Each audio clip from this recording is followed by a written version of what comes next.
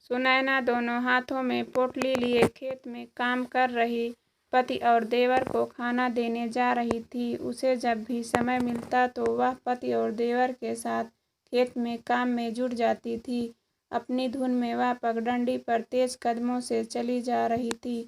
तभी सामने से आ रहे सरपंच लड़के अवधू और मुनीम गंगादीन पर उसकी नज़र पड़ी। वह ठिठक कर पगडंडी से उतर कर खेत में खड़ी हो गई और उन दोनों को जाने का रास्ता दे दिया। अवधू और मुनीम गंगादीन की नज़र सुनैना की इस हरकत और उसके गदराए जिस्म को उतार चढ़ाव ही तो मरा था। 3 साल पहले उसने सरपंची से 8,000 रुपये उधार लिए थे।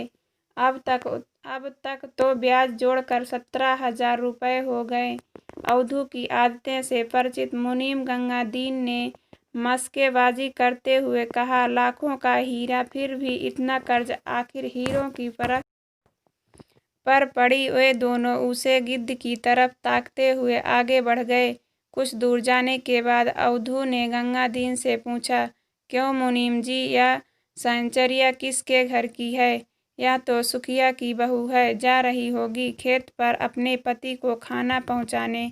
सुखिया अभी 2 महीने पहले तो जौहरी ही कर सकता है। अवधू ने कुछ सोचते हुए पूछा, और मुनीम जी कैसी हैं? तुम्हारी वसूली तकाजा चालू है बेटा। जब तक सरपंची तीर्थ यात्रा को वापस नहीं आते तब तक धीरे से थोड़ी बहुत वसूली आपको ही कर देता है मुनीम जी। जब हमें फ़ायदा होगा तभी तो आपकी तरक्की होगी। दूसरे दिन मुनीम गंगादीन सुबह सुबह ही सुनैना के घर जा पहुंचा। उस समय सुखिया के दोनों लड़के श्यामू और हरिया दलान में बैठकर चाय पी रहे थे। गंगादीन को सामने देख श्यामू ने चाय छोड़कर दलान में रखे तख्त पर चादर बिछाते हुए कहा, राम राम मुनीम जी, बैठो, मैं चाय लेकर आता हूँ। चाय तो लूँगा ही, लेकिन बेटा श्यामू, धीरे धीरे आजकल पर लटते हुए 8,000 के 17,000 रुपये हो गए।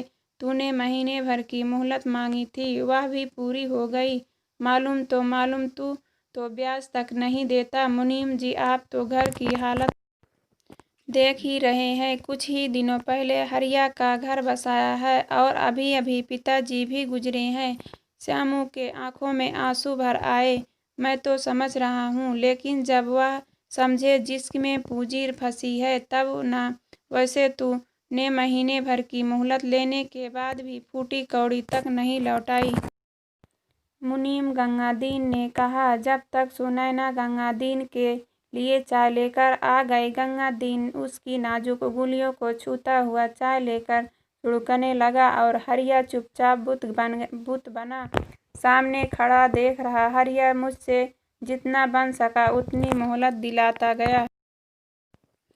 अब मुझसे मत कहना। वैसे ही सरपंची तुझसे कितना नाराज हुए थे। मुझे एक रास्ता और नजर आ रहा है, अगर तू कहे तो कह कर। गंगादीन रुक गया। कौन सा रास्ता? श्यामू व हरिया ने एक साथ पूछा। तुम्हें तो मालूम ही है कि इन दोनों सरपंची तीर्थ यात्रा करने चले गए हैं। आजकल उनका कामकाज उनका बेटा अवधू ही देखता है। वह बहुत ही सज्जन और सुलझे विचारों का है।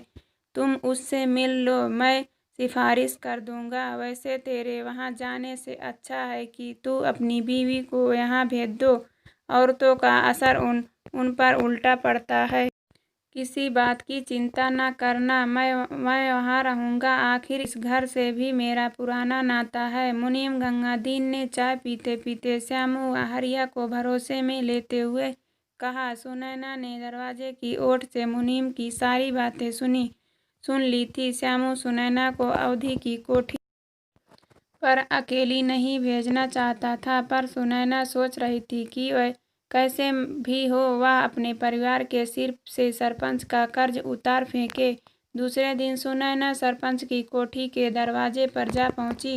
उसे देखकर मुनीम गंगादीन ने कहा, बेटी अंदर आ जाओ। सुनैना वहां जाते समय मन ही मन डर रही थी, लेकिन बेटी जैसे शब्द को सुनकर उसका डर जाता रहा। वह अंदर चली। मालिक, यह है सुखिया की बहू। 3 साल पहले इसके ससुर ने हमसे 8,000 रुपये कर्ज लिए थे, जो अब ब्याज समेत 17,000 रुपये हो गए हैं। बेचारी कुछ और मोहलत चाहती है। मुनीम गंगादीन ने सुनैना की ओर इशारा करते हुए अवधू से कहा, जब 3 साल में कुछ भी नहीं चुका पाया तो और कितना समय दिया जाए? नहीं नहीं, अब और कोई मोहलत नहीं मिलेगी।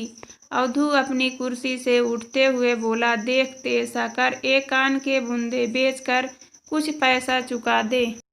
अवधू सुनैना के गालों और कानों को छूते हुए बोला, और हाँ, तेरा यह मंगलसूत्र भी तो सोने का है। अवधू उसके उभारों को छूता हुआ मंगलसूत्र को हाथ में पकड़कर बोला। सुनैना इस छुवन से अंदर तक सहम गई, फिर भी हिम्मत बटोरकर उससे कहा, यह क्या कर रहे हो छोटे ठाकुर? तुम्हारे गहनों का वजन देख रहा हूँ। तुम्हारे इन गहनों से शायद मेरे ब्याज का एक हिस्सा भी न पूरा हो। कहकर अवधू ने सुनैना की दोनों बाजुओं को पकड़कर हिला दिया। अगर पूरा कर्ज उतारना है तो कुछ और गहने लेकर थोड़ी देर के लिए मेरी कोठी पर चली आना। अवधी ने बड़ी बेशर्मी से कहा, फैसला जल्दी से कर लेना कि तुझे कर्ज उतारना है या नहीं। कहीं ऐसा न हो कि तेरे ससुर के हाथों लिखा कर्ज का कागज कोर्ट में पहुंच जाए। फिर भेजना अपने पति को जेल। खेत घर सब नीलाम कराकर सरकार मेरी रकम मुझे वापस कर देगी और तू सड़क पर आ जाएगी। सुनैना इसी उधेड़-बुन में डूबी पगडंडी पर चली जा रही थी। अगर वह छोटे ठाकुर की बात मानती है तो पति के साथ विश्वासघात होगा। अगर वह उसकी बात नहीं मानती तो पूरे परिवार को दर-दर की ठोकरें मिलेगी।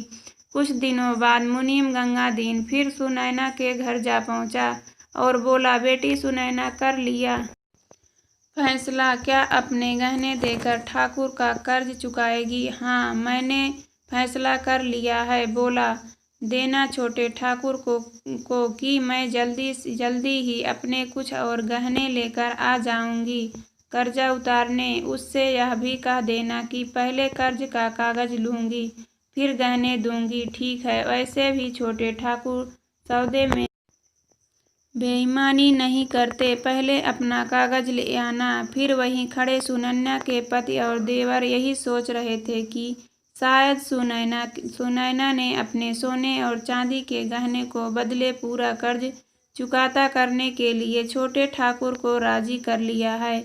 उन्हें इस बात का जरा भी गुमान न हुआ कि सोने चांदी के गहने की आड़ में वह अपनी इज्जत को दांव पर लगा कर के परिवार को कर्ज से छुटकारा दिलाने जा रही है। और देख गंगादीन, जब मुझे बेटी बेटी न कहकर तुझे बेटी और बाप का रिश्ता नहीं मालूम है। बाप अपनी बेटी को सोने चांदी के गहनों से लादता है, उसके गहने को उतरवाता नहीं है। सुनैना की आवाज में गुस्सा था। दूसरे दिन सुनैना एक रुमाल में कुछ गहने बांधकर अवधू की कोठी पर जा पहुंची। आज अंदर कमरे में तेरा कागज निकाल कर इंतजार कर रहे हैं। छोटे ठाकुर सुनैना को देखते ही मुनीम गंगादीन बोला। सुनैना झटपट कमरे में जा पहुंची और बोली, देख लो छोटे ठाकुर, ये हैं मेरे गहने, लेकिन पहले कर्ज का कागज मुझे दे दो। ठीक है, यह लो अपना कागज, अवधू ने कहा। सुनैना ने उस कागज पर सरकारी निगाह डाली और उसे अपने ब्लाउज के अंदर रख लिया। ये गहने तो लोगों की आंखों में पर्दा डालने के लिए है। तेरे पास तो ऐसा गहना है जिसे तू जब चाहे मुझे देकर और जितनी चाहे रकम ले ले। अवधू कुटिल मुस्कान लेते हुए बोला, या क्या कर रहे हो छोटे ठाकुर? सुनैना की आवाज में रोशनी जैसी दहाड़ थी। अवध को इसकी जरा भी उम्मीद नहीं थी। सुनैना बिजली की रफ्तार से आते में चली गई। तब तक गांव के कुछ औरतें और आदमी भी कोठी के सामने आकर हो गए थे। वहां से आहते के भीतर का नजारा साफ दिखाई दे रहा था। लोगों को देखकर नौकरों की भी हिम्मत जाती रही कि वे सुनैना को भीतर करके दरवाजे बंद कर ले। अवधू और गंगादीन भी समझ रहे थे कि अब वो दिन नहीं आ रहे जब बड़ी जात वाले और नीची जात वालों से खुलेआम जबरदस्ती कर लेते थे। सुनैना बाहर आकर बोली, छोटे ठाकुर और गंगादीन देख लो, पूरे गहने हैं, पोटली में उतर गया ना मेरे परिवार का सारा कर्ज, सबके सामने कह दो। हाँ हाँ ठीक है, अवधू ने घायल सांप की तरह फुफकार कर कहा। सभी लोगों के जाने के बाद अवधू और गंगादीन ने जब पोटली खोल कर देखी तो वे हारे हुए जुआरी की तरह बैठ गए। उसमें सुनैना के गहनों के साथ साथ गंगादीन की बेटी के भी कुछ गहने थे, जो सुनैना की अच्छी सहेलियों में से एक थी। अब मैं अपनी बेटी के सामने कौन सा मुंह लेकर जाऊंगा? क्या सुनैना उससे मेरी सब करतूतें बताकर ये गहने ले आई है?